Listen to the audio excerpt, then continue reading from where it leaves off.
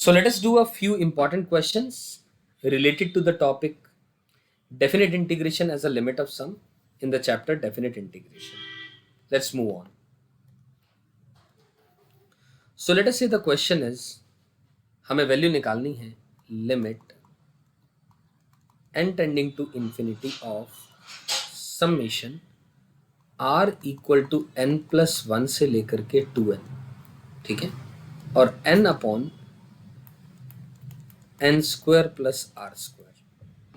तो ठीक है, यहाँ पर सीरीज ना दी हुई के बजाय डायरेक्टली एक जनरल फॉर्मेट दे रखा है, तो कोई बात नहीं। सबसे पहला काम तो हम लोग क्या करते हैं, हम r बाय n का फंक्शन क्रिएट करते हैं। अब r बाय n का फंक्शन क्रिएट कर देते हैं तो ये बन जाएगा limit n tending to infinity of summation r equal to n plus 1 से लेकर के 2n एज इट इज रहेगा। 1 अपॉन n स्क्वायर कॉमन ले लेते हैं, है ना। 1 अपॉन n स्क्वायर कॉमन आएगा, n इंटू एन लिख लिया, into n upon 1 plus r upon n का होल स्क्वायर आएगा। सही है बात यहाँ तक। इससे क्या हुआ, एक n से n कट जाएगा, एक n से n कट गया तो बस अब क्या करते हैं, इस समेशन की जगह इंटीग्रेशन यूज कर लो। समेशन की जगह इंटीग्रेशन आपने यूज करा, 1 बाय n की जगह dx आपने यूज करा, r बाय n की जगह x आपने यूज करा, 1 अपॉन एक्स स्क्वायर। अब लोअर लिमिट के लिए n plus 1 upon n, limit n tending to infinity की बात कर लेते हैं, यानी 1 आ जाएगा। और अपर लिमिट के लिए limit n tending to infinity 2n divided by n, तो यानी 2 आ जाएगा, यानी 1 से लेकर के 2 की बात हो रही है। अब 1 से लेकर के 2 की बात हो रही है, dx upon 1 plus x square का इंटीग्रेशन, यानी tan इनवर्स x, फिर ये लेकर के वैल्यू 1 से लेकर के 2 तक, तो आंसर आ गया tan इनवर्स ऑफ 2 माइनस का tan इनवर्स यानी पाई बाय 4। तो दोस्तों ये आंसर आ गया इस क्वेश्चन का। I am sure this question is crystal clear to all, right. बस कुछ नहीं करा हमने, n स्क्वायर कॉमन लिया, नीचे डिनोमिनेटर में से r बाय n क्रिएट करा और इसकी जगह पर इंटीग्रेशन, 1 बाय n की जगह पर dx, r बाय n की जगह पर x, ये सब्स्टिट्यूशंस कर दिए। ठीक है दोस्तों, सही है, बहुत बढ़िया। अब क्या बात कर सकते हैं, अब let us talk about the another question. अब अनदर क्वेश्चन में हम ऐसा लिख सकते हैं, मान लीजिए ये क्वेश्चन दिया गया है limit n tending to infinity, limit n tending to infinity root under 1 plus root under 2 plus root under 3 and it goes on up till 2 root n whole divided by n root n, whole divided by n root n। तो क्या करें इसके अंदर में, इसकी general form लिख दो आप। ये क्या बन जाएगा, limit n tending to infinity of, ऊपर क्या आएगा, ध्यान से देखें दोस्तों, अब 2 रूट n आ रहा है, मतलब रूट अंडर ऑफ 4n की बात हो रही थी। तो बेसिकली समेशन r की वैल्यू 1 से लेकर के 4n तक गया, root under r divided by n root n आ गया, बात खत्म हो जाती है। क्या ये क्या लिखोगे आप, इसको लिखोगे इंटीग्रेशन। अब r बाय n को आप x लिखोगे, यानी रूट x, और 1 बाय n को dx लिखोगे, तो रूट x dx बन गया आपके पास, और r बाय n में 1 अपॉन n और 4n upon n tending to infinity पर निकालोगे लिमिट्स। ये लोअर लिमिट है और ये अपर लिमिट है। अरे बात समझ में, लोअर लिमिट यानी ये 0 से लेकर के 4 तक की बात हो रही है। अब 0 से लेकर के 4 तक की बात होगी दोस्तों, तो इसका आंसर आप निकाल लें। The answer will be finally 16 divided by 3। I am sure this question is clear to all of you, right दोस्तों। तो बढ़िया है, यहाँ तक अपने को बात ये समझ में आ जाती है। अब can we do a bit more questions, one और two more questions related to the same? Yes, तो चलिए हम एक आध दो और क्वेश्चन कर लेते हैं related to the definite integration as a limit of sum. So give me 1 minute. I'm giving you a question.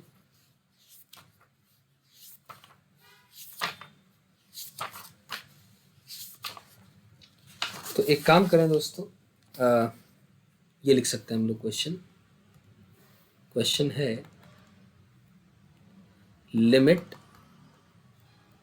n tending to infinity, limit n tending to infinity n upon n plus 1 root under of 2n plus 1 plus n upon n plus 2 root under of 2 times of 2n plus 2।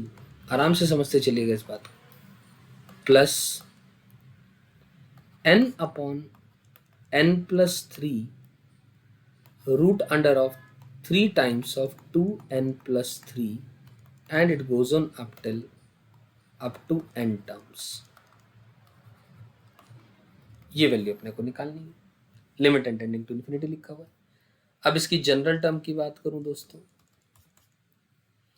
Summation, obviously limit तो लिखा हुआ है n tending to infinity, summation n upon n plus r into under the root of r times of 2n plus r की value 1 से लेकर के r की value n तक की बात की गई है।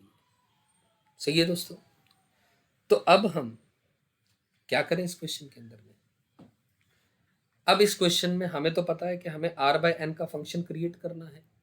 तो limit n tending to infinity of summation n upon n times of 1 upon r 1 plus r upon n, ये आ गया, ठीक है। और अंदर में रूट अंडर के अंदर में क्या आ गया, n स्क्वायर कॉमन ले लो, क्योंकि क्या लिखा हुआ है यहाँ पर, रूट अंडर के अंदर में क्या लिखा है, 2nr प्लस r स्क्वायर लिखा है। तो n स्क्वायर से डिवाइड करना, n स्क्वायर कॉमन लेना पड़ेगा, n स्क्वायर कॉमन ले लिया तो क्या बनेगा 2r by n plus r square upon n square, ये बन गई बात। इससे क्या मिला दोस्तों, ध्यान से देखें, इससे अपने पास बात आ जाएगी, ये बनेगा limit n tending to infinity summation r equal to 1 से n तक, और ये क्या बनेगा, ध्यान से देखें, एक n ऊपर और नीचे जो था ये तो कट जाएगा और ये n स्क्वायर का n बाहर आ जाएगा। तो 1 अपॉन n की जगह पर आप dx लिख सकते हैं। पहले मैं 1 upon n as it is रख ले रहा हूँ, ठीक है, into 1 upon 1 plus r by n into under the root of 2 times of r by n plus r by n का स्क्वायर। सही, यहां तक बात समझ में आई। तो एज अ रिजल्ट दोस्तों, अब मैं आगे आप लोगों को हिंट दूंगा इस क्वेश्चन को करने का, क्योंकि आगे का काम आप खुद भी कर पाएंगे। इस सवाल में आपको दिक्कत नहीं आएगी अगर यहां तक सारी चीजें समझ में आई हैं तो। करेक्ट है फ्रेंड्स। तो चलिए, let me give it to you, wait a second, just a minute please. तो देखिए ध्यान से, ये क्या लिखा हुआ है इसके अंदर में, ये आ जाएगा इंटीग्रेशन, ठीक है ना। अब लोअर लिमिट 1 अपॉन n आ जाएगी, r की वैल्यू 1 है क्योंकि, और upper n by n, n tending to infinity, तो 0 से लेकर के 1 की बात हो रही है। 1 बाय n की जगह dx upon 1 plus x into under the root of x square plus 2x। अब आपके सामने दोस्तों ये सिंपल एक क्वेश्चन बन गया है, इसको सिंप्लीफाई किया जा सकता है, सिंपल डेफिनेट इंटीग्रेशन का क्वेश्चन बन गया। अभी इसको आप सिंप्लीफाई करें अलग से, परफेक्ट स्क्वायर कंप्लीशन करके करें या जैसे मर्जी करें, proceed it now further. Right दोस्तों, यहां तक आई एम श्योर सबको बात क्लियर हो जा रही है। करेक्ट। अब आगे एक दो छोटे छोटे से और questions which can be considered as very tricky, in fact छोटे छोटे नहीं बोलूंगा, जैसे कि limit n tending to infinity n factorial upon n की पावर n होल की पावर 1 अपॉन n, ये अपने को निकालना है।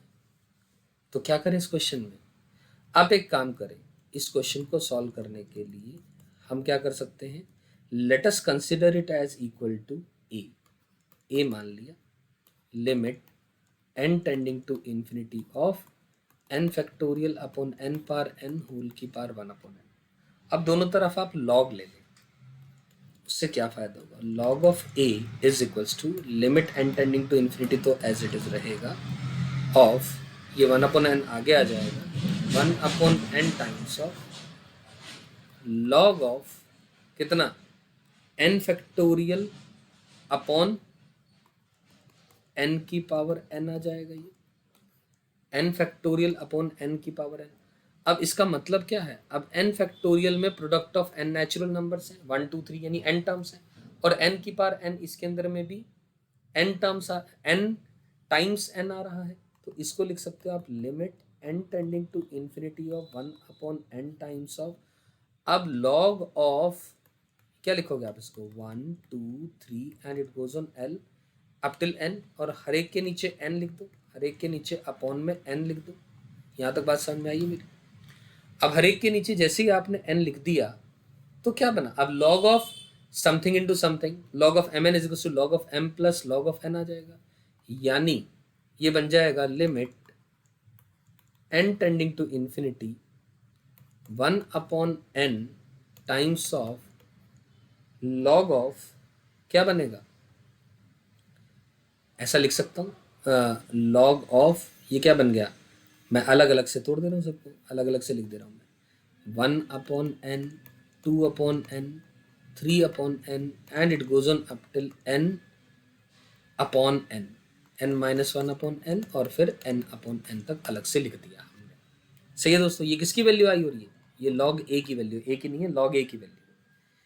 इसको लिखा जा सकता है limit n tending to infinity, ध्यान से सुनिएगा, 1 upon n times of summation, क्योंकि log of this plus log of this plus log of this पूरे का ये ऐसे लिख देंगे तो समेशन लिख दिया, log ऑफ कितना n माइनस का r डिवाइडेड बाय n, और r की वैल्यू 0 से लेकर के n माइनस 1 तक जाएगी।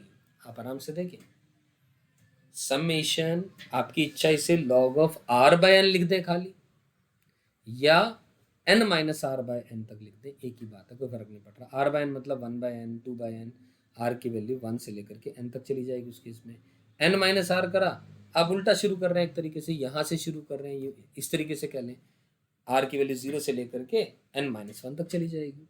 ठीक है, अब क्या करें इसको, अब ध्यान से देखिए, limit n tending to infinity of 1 upon n times summation log of 1 minus का r अपॉन n, और r इक्वल टू 0 से लेकर के n माइनस 1 तक लिख दे, यानी इसको क्या लिख सकते हो आप फर्दर, इसको आप लिख सकते हो इंटीग्रेशन, यानी log ऑफ a की वैल्यू लिखोगे, इंटीग्रेशन ये 0 से 1 बन जाएगा r बाय n की लोअर और अपर लिमिट वैल्यू पुट करके, और log के अंदर में 1 माइनस का x dx आ जाएगा दोस्तों। और अब इस क्वेश्चन को आप further simple definite integration using indefinite integration वाले पार्ट्स बाय पार्ट से सॉल्व करते हैं, और आपके पास दोस्तों इस क्वेश्चन का आंसर आ जाएगा माइनस का 1, इस क्वेश्चन का आंसर आ जाएगा माइनस का 1। ठीक इसी तरीके से आई एम श्योर वैसे ये क्वेश्चन समझ में आ गया होगा, लॉग लिया और फिर स्टेप्स करते चले गए, बस कुछ भी नहीं था, लंबा लिखा हुआ है, बहुत ज़्यादा लंबा मेथड है नहीं है, आसानी से समझ में आने वाला है। n minus are by N, और आर बाय एन का फंक्शन क्रिएट करा, R by N function create करने के बाद definite integration as a limit of sum वाली सारी थॉट्स लगा दी इसके अंदर में, और अपने पास ये बात बन गई। अब एक आखिरी क्वेश्चन इसी से रिलेटेड, मान लो मैं आपके सामने लिखूं, ध्यान से सुने, मान लो आपके सामने ये क्वेश्चन है, limit n tending to infinity of n factorial upon n की पावर n होल की power 2n power 4 plus 1 divided by 5n की पावर 5 प्लस 1, ये लिख लिया।